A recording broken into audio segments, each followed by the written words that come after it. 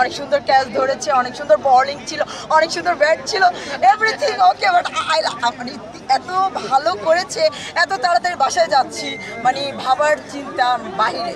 আমার ছিল 12টায় যাবো বাসায়, সেটা যেতে পারি নাই, এটাই দুঃখজনক। আশা ছিল যে ওরা কিছুটা কাছাকাছি যাবে, যে 6 মার 4 মার এটা আশা করেছিলাম, বাট হলো না। যখন লাস্টে 3টা 4টা মেরেছিল মানে আশা করেছিলাম ওরা দুইজন ঠিকই যাবে, বাট পারলো না, এর জন্য ভেরি স্যাড। বাট বাসা যাচ্ছি অতি তাড়াতাড়ি, এর জন্য আমরা ভাই বাংলাদেশ হারুক সমস্যা নাই, কিন্তু বাংলাদেশের মানুষ যাতে আনন্দ পায়, একটা ফাইটিং স্কোর, যাতে বাংলাদেশের ক্রিকেট ফ্যানরা বলতে পারে যে এই ম্যাচে আমরা এই অর্জন পেয়েছি।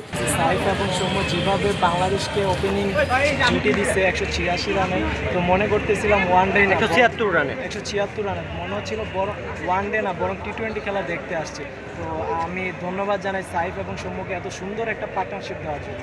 বাংলাদেশে যে কোচিং প্যানেল আছে ওইখানেও কিছু ঘাটতি ছিল, তো ওই ঘাটতিগুলো আশা করি আজকে পুষিয়ে নেওয়ার জন্য এইরকম স্ট্র্যাটেজি নিয়ে বাংলাদেশ মাঠে নামছে, যার ফলে আজকে বাংলাদেশ ম্যাচ জয়লাভ করছে। তবুও একটা আফসোস থেকে যায়, কারণ দেখেন সব দেশে হোম কন্ডিশনে যে কোনো দল সুবিধা নেয়, কিন্তু বাংলাদেশের হোম কন্ডিশনে বাংলাদেশ এমনভাবে সুবিধা নেয় যেন অন্য কোনো দেশে যায় বড় কোনো সফলতা অর্জন করতে পারি নাই। মাঝে মধ্যে যেভাবে সাইফ এবং সৌম্য অন্যান্য ব্যাটসম্যানরা স্ট্রাগল করে, বল অনেক লো হয়ে যায়, ওইরকম পিচ আসলে আমরা চাই না।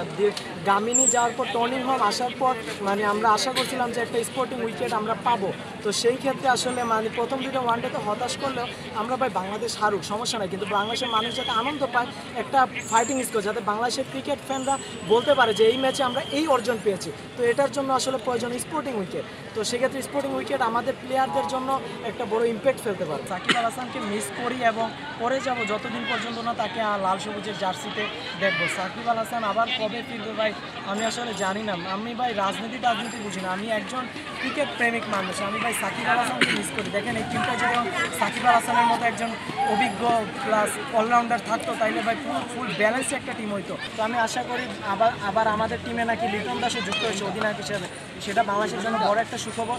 তো আমি আশা করবো বাংলাদেশ ক্রিকেট এই উন্নতি টি20তে যে উন্নতিটা সেটা ধরে রাখবে। তবে মাঝে মধ্যে আমাদের ক্রিকেট ফ্যানদের হৃদয়টা খুবই রক্তগরম হয়ে যায়। দেখেন পাকিস্তানের সাথে এশিয়া কাপে যেভাবে সেমিফাইনালে আমরা 136 রান ডিফেন্ড মানে টপকাইতে পারি নাই, তো সেই ক্ষেত্রে আমাদের অনেক বড় একটা হৃদয় রক্তক্ষরণ হয়েছে। দেখেন ভাই বাংলাদেশ এশিয়া কাপে যে টিমটা ছিল নিঃসন্দেহে সেটা ফাইনাল খেলার মতো টিম ছিল, কিন্তু 136 রানের মতো একটা মামুলি টার্গেট মানে টপকাইতে না পারা, সেটা অনেক বড় একটা হতাশার কারণ।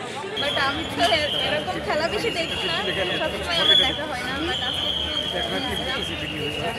টিভিতে দেখি বাট এরকম ভাবে দেখা হয় না। আমি এরকম ভাবে কাউকে অবশ্যই আসবো, কারণ আজকে এসে অনেক ভালো লাগছে আর অনেক মজাও পাইছি। বান্ডেল থাকলে প্রতি সেনমানিতে টাকা বাঁচবে। বিকাশ সেনমানি বান্ডেল কিনে জিতুন প্রতি লেনদেনে।